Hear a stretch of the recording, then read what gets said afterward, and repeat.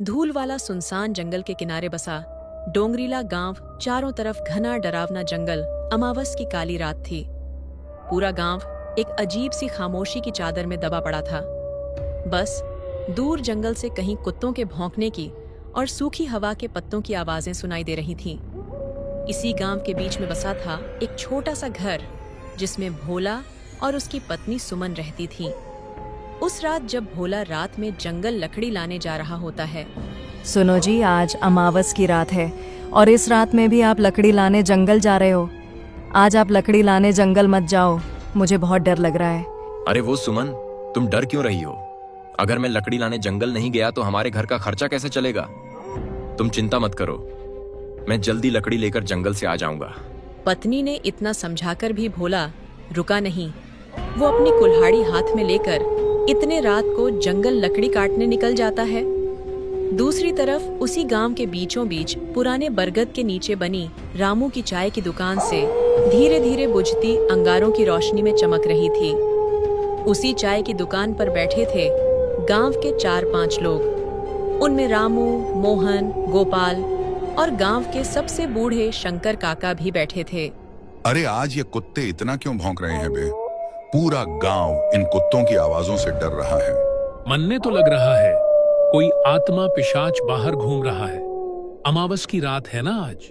हाँ, आज अमावस्या की रात है और आज की रात जंगल में जाना मतलब अपने ही सिर पर लाठी मारने जैसा होगा। आज छलावा रास्तों में भटकता है। भाइयों, मैंने तो यह भी सुना था कि जंगल का छलावा रूप भी बदलता है। कभी कभी तो इंसान का रूप ले लेता है। सब लोगों की बातें चल ही रही थीं कि उतने में दूसरी तरफ से भोला अपने एक हाथ में कुल्हाड़ी और दूसरे हाथ में एक लालटेन लेकर आने लगता है। लालटेन की कांपती लौ में धीरे धीरे भोला आगे आ रहा था। भोला कहाँ चला इतनी रात को? आज अमावस्या की रात है। ये रात बिल्कुल ठीक नहीं है बेटा। पागल हो गया है क्या भोला? कौन आदमी अमावस की आधी रात को जंगल में लकड़ी काटने जाता है? अगर मैं लकड़ी लाने जंगल नहीं गया तो मेरे घर का खर्चा कैसे निकलेगा? इसी वजह से मेरा काम रुकता नहीं। घर में चूल्हा जलाना है, उसके लिए पैसा लगता है। पैसों के लिए मुझे मजबूरी में लकड़ी लाने जंगल जाना पड़ता है। हर रोज मेरी पत्नी सुमन मुझे उस जंगल में जाने के लिए मना करती है, लेकिन मैं उसकी बात नहीं मानता। मत जा भोला, आज अमावस की रात है। जंगल में आज कोई इंसान नहीं बल्कि वो छलावा घूमता रहता है। इतने में एक जोरदार ठंडी हवा चली। लालटेन की लौ एकदम लहराई और जैसे किसी ने पास में ही हंसकर फुसफुसाया हो। सबके रोंगटे खड़े हो गए, लेकिन भोला डरा नहीं। वो अपनी कुल्हाड़ी लेकर आगे बढ़ गया।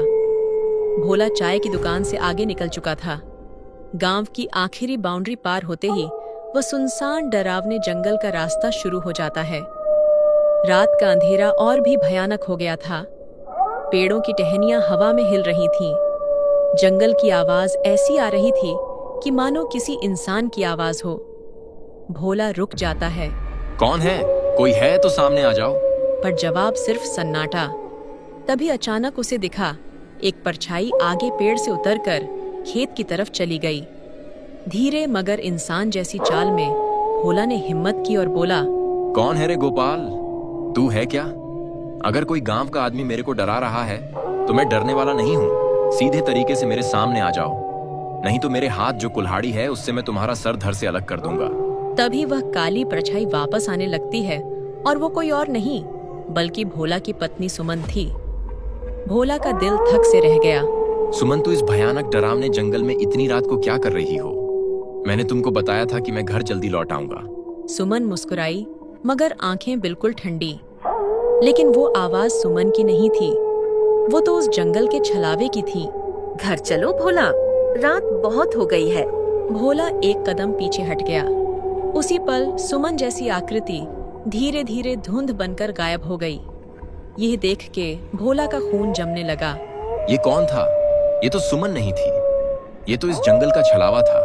तब भी भोला रुका नहीं। वो आगे बढ़ने लगा। जंगल के रास्ते से भयानक डरावने डरावने आवाजें आनी शुरू हो गईं। थोड़ी देर बाद भोला जंगल के बीच आ चुका था। अब उसको पीछे लौटने की हिम्मत नहीं हो रही थी। आगे जाने का डर अलग। अचानक उसे अपने पीछे किसी के चलने की आहट आई। वो पीछे मुड़ा, लेकिन वहां कोई नहीं था। ये सब देख के भोला जोर से चिल्लाया। कौन है रे? सामने आ। तभी एक बार और उसके पीछे धीमी खुरदरी आवाज आई, जैसे किसी 60 साल के बुढ़े की आवाज हो। फिर से भोला पीछे मुड़ा तो अपने पीछे उसको उसी के गांव के शंकर काका दिखाई दिए, जो चाय के दुकान पर बैठे हुए थे। शंकर काका, आप इस वक्त इस जंगल में? आपने तो मुझे जंगल जाने को रोका था, तो आप इस जंगल में इतनी रात को क्या कर रहे हो? मैं तेरा ही इंतजार कर रहा था भोला। भोला, आज तुझे मेरे हाथों से कोई नहीं बचा सकता। आज तेरा शरीर मेरा होगा। ये सब देख के भोला पीछे हट गया। मुझे पता है कि तुम मेरे गांव के शंकर काका नहीं हो। मैंने तुमको पहचान लिया है। तुम एक जंगल के छलावा हो। अचानक शंकर काका का चेहरा बिगड़ने लगा। आंखें लाल, दांत लंबे और चेहरा किसी दानव जैसा। भोला डरकर कुल्हाड़ी लहराता हुआ भागा। छलावा पेड़ों से ऊपर नीचे कूदता हुआ उसका पीछा कर रहा था। भोला भागते भागते एक पुरानी खाई पर पहुंचा। आगे रास्ता नहीं था। पीछे से छलावे की हंसी। अब भोला के पास आगे जाने का कोई भी रास्ता नहीं था। न भोला पीछे जा सकता था, न आगे जा सकता था। भोला ने कांपते हुए हाथों से अपनी कुल्हाड़ी उठाई और बोला, आजा, मैं डरता नहीं तुमसे। तुझे जो करना है कर ले। छलावा एक झटके में भोला का रूप लेकर सामने खड़ा हो जाता है। अब इधर भी भोला और उधर भी भोला, एक असली एक नकली। ये सब देख के असली भोला डर जाता है। भोला, अब तू क्या करेगा? अब तो मैंने भी तेरा रूप ले लिया है। अब कौन सा तू और कौन सा मैं? अब तो तुम्हारी पत्नी सुमन भी मुझे नहीं पहचान पाएगी। तभी अचानक छलावा भोला के ऊपर छलांग मारने ही वाला था कि भोला को अचानक शंकर काका की बात याद आई।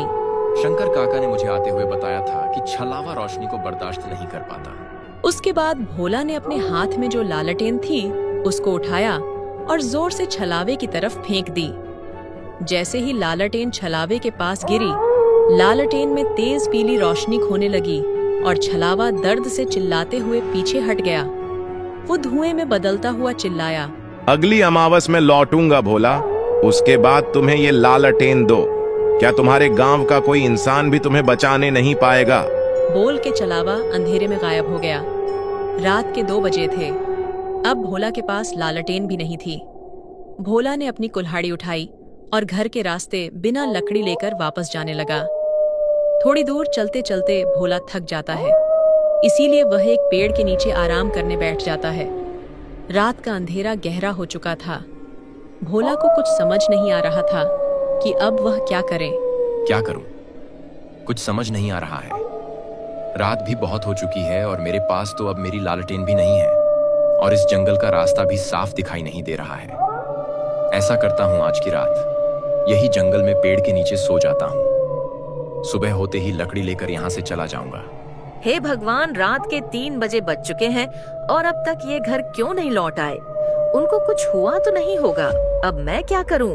घर के बाहर कुत्तों की भौंकने की और जंगल की तरफ से लोमड़ियों की आवाजें आ रही थीं। उधर सुमन को नींद नहीं आ रही थी। सुमन सोते हुए भोला को याद कर रही थी। सुमन घर में इधर उधर घूम रही थी। थोड़ी ही देर में सुबह हो जाती है। सुबह होते ही सुमन गांव में जो चाय की दुकान है उसके पास आने लगती है।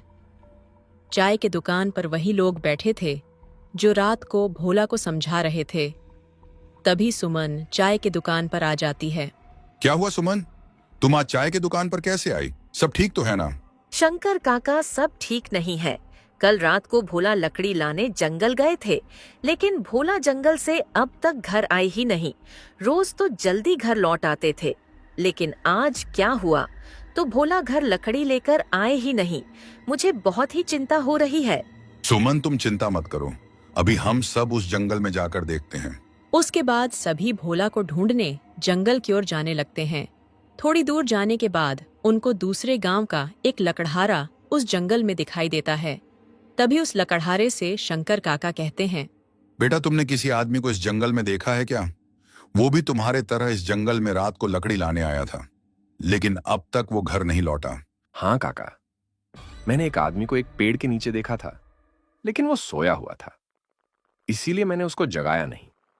वो पास में ही जो पेड़ है उसके नीचे सोया हुआ है, लेकिन वहां का रास्ता बहुत ही डरावना है। मैं भी लकड़ी काटने वहां कभी नहीं जाता। सभी लोग वहां से भोला को ढूंढने आगे जंगल के रास्ते निकल पड़ते हैं। कुछ ही दूर जाने के बाद उनको भोला एक पेड़ के नीचे सोया हुआ दिखाई देता है। सभी लोग भोला के पास जाते हैं और कहते हैं, अरे ओ भोला, नींद पूरी नहीं हुई क्या? अब तुम्हारी नींद पूरी हुई होगी तो उठ जा। देखो, हम तुम्हें ढूंढने जंगल आए हुए हैं। तभी अचानक भोला की आंख खुल जाती है। भोला खड़ा हो जाता है और कहता है, तुम लोग यहाँ क्या हुआ? सब ठीक तो है? और सुमन, तुम भी इन लोगों के साथ इस जंगल में क्यों? क्या हुआ? आप आज घर नहीं आए तो क्या मुझे चिंता नहीं होगी क्या? मैं रात भर आपके चिंता में सो नहीं पाई और आप कह रहे हो कि क्या हुआ? सुमन, अब मैं तुमको क्या बताऊं कि मेरे साथ रात में क्या हुआ? क्या हुआ भोला तुम्हारे साथ रात को इस जंगल में? शंकर काका, अब आप लोगों को मैं क्या बताऊं? कल रात जब मैं लकड़ी लेने इस जंगल में आया ना, तो मुझे सुमन का रूप लेकर इस जंगल का छलावा मेरे सामने आया। उसके बाद वो गायब हो गया। थोड़ी देर बाद फिर से वह छलावा आपके रूप में मेरे पीछे मुझे मारने आया शंकर काका। लेकिन आपकी वजह से मैं कल रात को बच गया। आपने मुझे चाय की दुकान पर बताया था कि छलावा लालटेन की रोशनी से भागता है। मैंने मेरे हाथ में जो लालटेन थी वो छलावे के ऊपर फेंकी।